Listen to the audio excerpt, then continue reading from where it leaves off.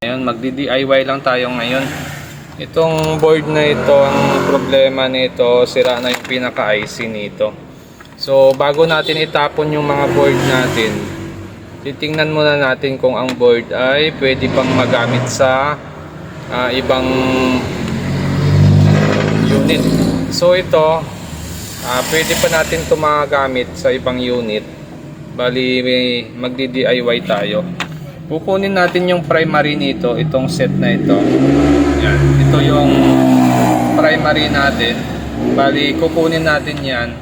Gagawa tayo ng 6 wire na primary. Okay. So, kagaya nito. Yan, nakahang na yan. Ito yung mga pin na pinaghahang na natin kasi kailangan natin itong primary section niya. Sa mga newbie na hindi pa alam kung paano mag-DIY na mga ganitong power supply, so mas maganda kung panoorin nyo ito dahil malaking tulong ito, lalong-lalo na sa mga mahirap makakuha ng mga ibang pyesa, no? Kulang ka sa mga pyesa. So kung may mga power supply kang sira, pwede ito gawin, no? So gagawin lang natin dyan, kukunin mo lang yung buong circuit ng primary kagaya nito, kinat natin yung buong circuit ng primary na yan. Yan, tapos ni-remove natin yung hinang dito, ito, saka itong hinang. Tapos yung may hinang pa yan dito, tinanggal din natin. Okay, tapos kinat na natin yan.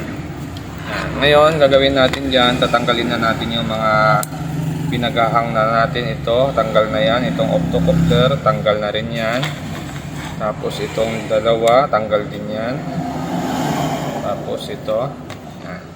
So yan na yung primary natin. So ating gagawin ay kukunin natin to. So ito, kahit baliin na lang natin to kasi nakat ko na to eh. Yan, nakat ko na tong circuit na ito. Yan. So nakuha na natin isang buo na ito. Ito, isang set na ito para sa primary section. Pwede na itong ikabit sa ibang power supply. Okay, kung paanong pagkabit ay ituturo ko rin sa inyo. Okay? So, yan. Okay, so ganyan na yan. Ganyan na yung ating connection. So, ito yung nanggagaling sa kapasitor. Ito yung circuit na ito nanggagaling sa kapasitor. Tapos papasok yan dito sa coil na yan. Tapos yung out nyan papunta sa paa ng MOSFET. Yan yung connection dito sa kapasitor. Ito naman yung ground natin dito para dito. Tapos yung out nyan papunta naman sa may 12 volts or 15 volts na supply ng driver ng ating primary.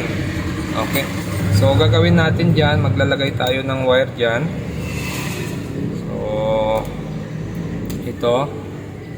ito yung unang wire natin ay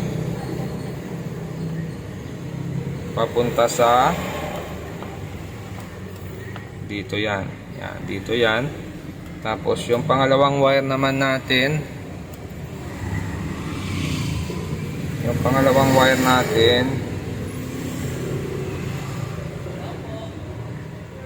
ay papunta naman yan, dito yan. Okay, so pag ganun siya para hindi kayo malito. Tapos yung isa natin dito, ito yung ground natin, ground para naman dito yan sa 12 nya. Okay, so mamaya mas maganda siguro kung madikitan natin para sure kayo na mag-gets ng ating mga newbie. Yan. So, ganyan yan. Tapos, pagdating doon sa optocoupler, kasi itong secondary natin ay may optocoupler yan. Yan, ito. Yung dalawang pin ng optocoupler niya.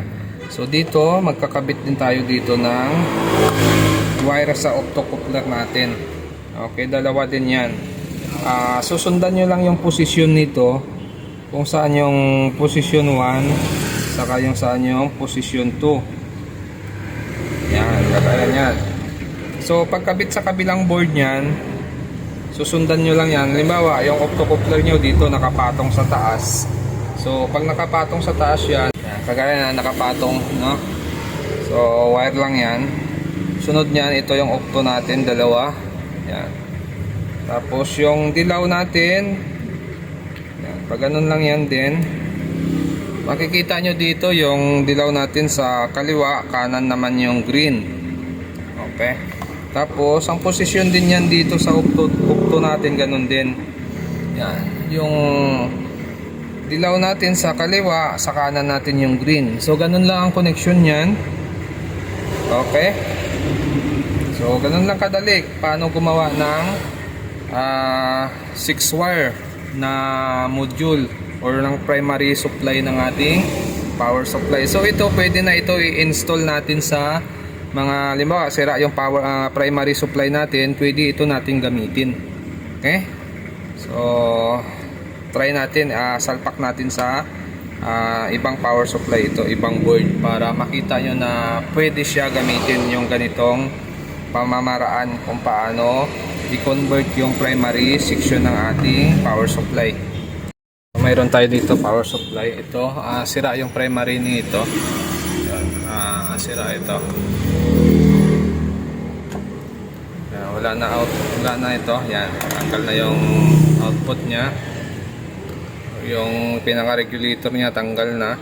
So, nakaangat na yung transformer natin, makikita nyo. Tapos yung optocoupler natin, nakaangat na rin siya. So, gagawin natin dyan, titrace natin yung circuit. Aalamin natin kung anong circuit ang kailangan nating kapitan. So, kagaya nito, nakikita nyo yung circuit na ito ay nanggagaling sa capacitor na positive. Yan, ito yung in natin.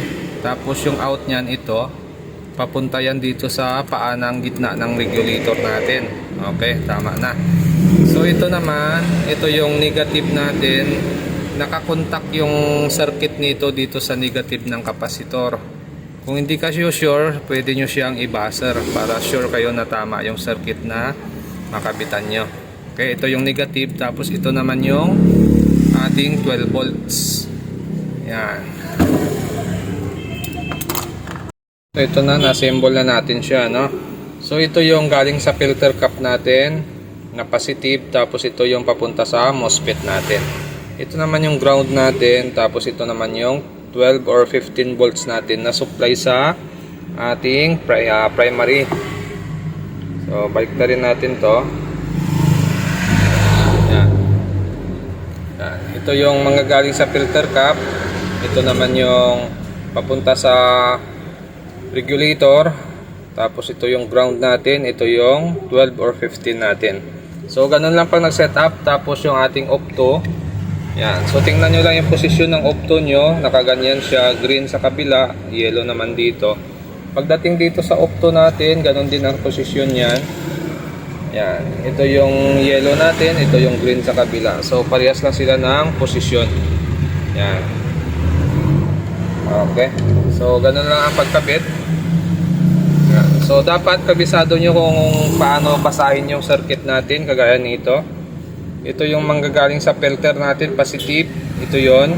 Tapos yung pangalawang pin, yun yung papunta sa ating MOSFET or regulator natin. Tapos ito yung ground. Tapos ito yung 12 or 15 natin. So ayan na siya. Nakakabit na yan. Yan. Okay. 12 or 15 ground papunta sa regulator natin. Ito nagmula sa filter cap natin. So ganun din, no? Ayan. So ganun lang ang pagkabit. Ito nakaangat na ito. Ayan. So itong primary nito hindi na natin gagamitin. Ito na yung gagamitin nating primary. Okay? Testing natin. Tingnan natin kung may masukat tayong 12 volts or kung ano yung secondary nito. Okay? Saksak ko lang siya. So sa mga ganito, ingat-ingat lang tayo. Dapat marunong tayo basa ng circuit. Alam natin kung tama ba yung connection natin or mali. So ayan, no, mayroon na tayong 12, ano. Tapos ito naman yung papunta sa backlight natin, 27. Yan. So ito lang yung gamit natin. Okay na. No? So, ganun lang. Pag nagdi-DIY kayo, pag wala kayong 4 wires, so pwede kayo gumawa ng ganitong setup. Lalong-lalo na sa mga medyo malayo sa syudad, ano? May extra board kayo dyan, hindi naman nagagamit. Pwede nyo kunin yung primary, tapos i-convert nyo. Gawin nyo siyang 6 wire para mapagana nyo yung board na kailangan nyong paganahin. So, ganun lang ang pag-setup niyan.